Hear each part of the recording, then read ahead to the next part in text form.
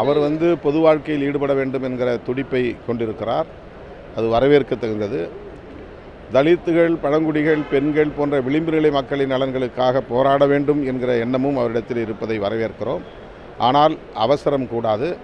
அமைப்புக்கு கட்டுப்பட்டு இயங்குகிற ஒரு பாங்கு அவசியமானது, பக்குவம் அவசியமானது. இல்லை, தலைவருடைய வார்த்தைகள் எப்பயுமே நான் கட்டுப்படுறேன். அவர் என்ன சொல்கிறாரோ அவருடைய வாழ்த்துக்களையும் அவருடைய அன்பையும் அவர் சொன்ன அட்வைஸையும் எடுத்துக்கிட்டு கண்டிப்பாக அவரோடய நான் பயணிப்பேன். அவர் ஒரு ஆர்வம் அதிகமாக இருக்கிறது.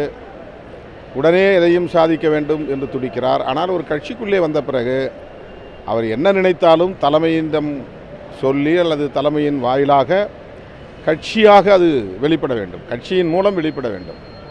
கட்சி எடுக்கிற முடிவு தனிநபராக இருக்கிற தலைவர் முடிவல்ல. கட்சி என்றால் அதுக்குள்ளே அனைத்து நிர்வாகிகளும் பொறுப்பாளர்களும் அடக்கம்.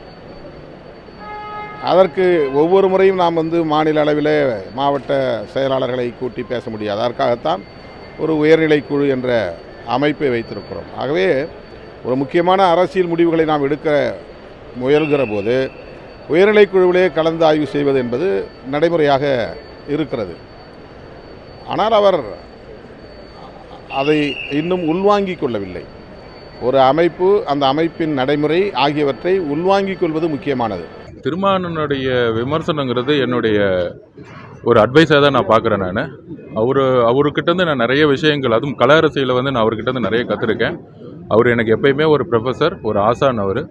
அவருடைய எப்பயுமே நான் என்னுடைய லெட்டரில் குறிப்பிட்ட மாதிரி கொள்கை சார்ந்த அரசியலில் அவரோட எப்பயுமே என்னுடைய பயணம் இருக்கும்.